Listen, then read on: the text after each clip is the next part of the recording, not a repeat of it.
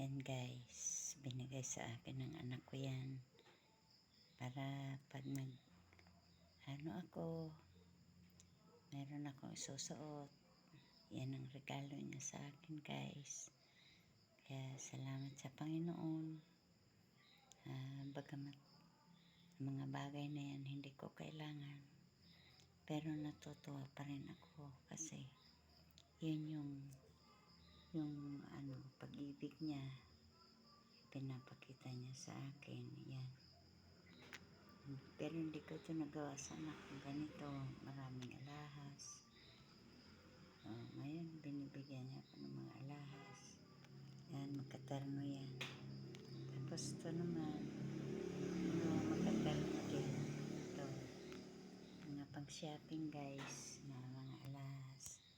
Tapos panlipit sa buhok. Kaya ito, tatlo ito guys. Mura lang ito sa Amerika guys. Ito ang price niya, oh. Yan ang price niya, oh. $15.95 US.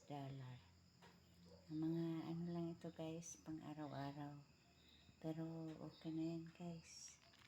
Ito naman guys, kung to, original na na perlas. Ito, original na perlas. Yan. Hanggang dyan na lamang guys. Salamat sa Panginoon na yung mga bagay na ito ay pinapasalamatan ko, binabalik ko sa Panginoon ng papuri at pasasalamat. Thank you Lord, thank you Jesus, Amen.